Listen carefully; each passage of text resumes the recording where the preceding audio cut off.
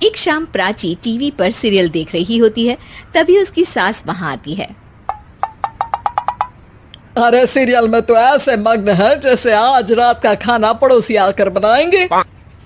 मुझे पता ही नहीं था आपने अपने बेटे की शादी पड़ोस में भी की हुई है। हैं? मतलब? मतलब इस घर में सारा काम बहू ही करती है, आप तो सिर्फ खर्राटे मारती हैं। अच्छा जी, फिलहाल तो तुम आराम फरमा रही हो, चलो जाओ, ये मेरे टीवी देखने का समय है।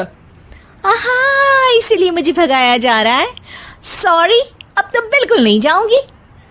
प्राची की इस बात पर दोनों सास बहू के बीच टीवी रिमोट के पीछे बच्चों जैसे छीना झपटी शुरू हो जाती है, जिसके बीच श्लोक भी काम से घर वापस आ जाता है। आज मेरी चूहे बिल्ली की जोड़ी किस बात पर झगड़ रही है? अरे तेरे बीवी मुझे टीवी ही नहीं देखने दे रही। अरे तुम्हारी मम्मी मुझे खाना बनाने के लिए फोर्स कर रही है। अरे वाह, ऐसे बेतुके रीजन पर तो बच्चे भी झगड़ा नहीं करते। अरे मुझे कुछ मत बोल, सब इसने ही शुरू किया है। हाँ हाँ, जैसे आप तो बहुत दूध की धूली है ना। अरे बस, दोनों चुप। प्राची जाओ, खाने की तैयारी करो। और माँ तुम छोड़ो, तुम्हें क्या बोलूं, शांति से अपना सीरियल देखो, मुझे दोबारा लड़ने की आवाज सुनाई नहीं देनी चाहिए। ऐसा बोलकर श्लोक वहां से चला जाता है, जिसके पीछे पीछे प्राची भी कुछ न कुछ बड़बड़ाते हुए रसोई में चली जाती है।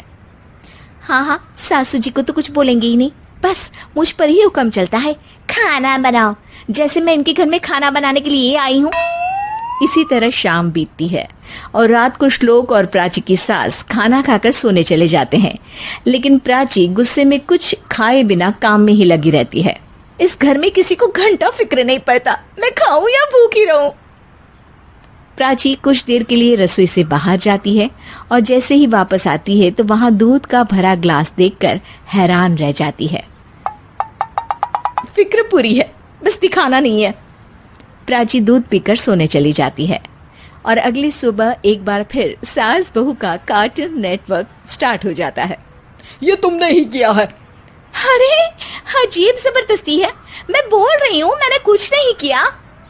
दोनों ने मिलकर पूरे घर को पागल खाना बनाया हुआ है। यहाँ कोई नॉर्मल इंसान तो रह ही नहीं सकता, इसीलिए अब पड़ोसी क्या रिश्तेदार भी घर आने से कतराते हैं। और सुन बेटे, तू भी चंगा, तेरी माँ भी चंगी, तेरी बीवी भी चंगी, रिश्तेदार। हाँ जी, आपको नहीं पता क्या, गंगाधर ही शक्तिमान है, रिश्तेदार ही। हाँ हाँ, बस समझ गया। कभी जानवरों जैसे लड़ेंगी तो कभी जुगलबंदी करेंगी। भाई मैं आप दोनों के बीच में नहीं फंसना चाहता। सास बहू की इस मन मौजी जोड़ी से परेशान होकर श्लोक अपना सिर खुजलाता वहां से चला जाता है। चलो अब मैं भी कीर्तन में जा रही हूँ। इस पर जैसे ही सास कमरे में अपना पर्स लेने जाती है तो वहां नाश्ते की प्लेट रखी देख मुस्कुराने लगती है और नाश्ता करके घर से बाहर निकलते हुए कुछ पैसे टेबल पर रख जाती है, जिसके कुछ देर बाद सिलेंडर वाला घर आता है। ओ मोरी मैया, मैं सिलेंडर के बारे में तो बिल्कुल भूल ही गई थी। घर खर्च के सारे पैसे भी मम्मी के पास है और श्लोक से बोला तो उल्टा 4 बात सुनाएंगे। प्राची ये सोच ही रही होती है कि अचानक उसका चेहरा चमक उठता है और वो घर में आकर इधर उधर देखने लगती है। तभी उसकी नजर टेबल पर रखे पैसों पर पड़ती है, जिन्हें वो सिलेंडर वाले को दे देती है। ये सब श्लोक देख लेता है। अच्छा बेटे, इतना बड़ा घोटाला, सबके सामने मैं तेरी दुश्मन और पीठ पीछे तेरी मेरी यारी।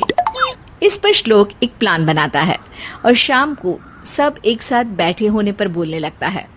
माँ, तुम दोनों की बहुत लड़ाई होती है, इसलिए मैं सोच रहा हूँ कि प्राची को उसके घर छोड़ाऊं, इससे वो भी खुश रहेगी और तुम भी। अचानक श्लोक की ये बात सुनकर सास बहू शौक से उसकी तरफ देखती हैं। अरे ऐसे कैसे घर छोड़ाओगे, मुझे कहीं नहीं जाना।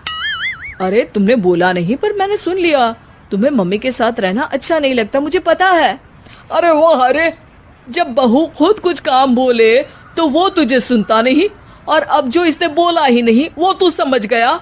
जब उसे नहीं जाना तो फिर जबरदस्ती क्यों कर रहा है? अच्छा, फिर आपको मौसी के घर छोड़ाता हूँ, बस अब आप दोनों एक घर में एक छत के नीचे नहीं रह सकती। मैं इस टॉम एंड जेरी की जोड़ी को और नहीं झेल सकता। है? ऐसे कैसे नहीं रह सकते?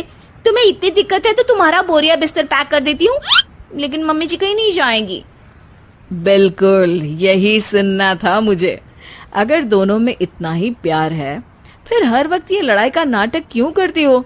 देखा मैंने कैसे माँ किचन में दूध रखती है और तुम उनके लिए कमरे में नाश्ता रखती हो, और कैसे वो पहले ही तुम्हारी दिक्कत समझकर घर में पैसे रखकर बाहर जाती है।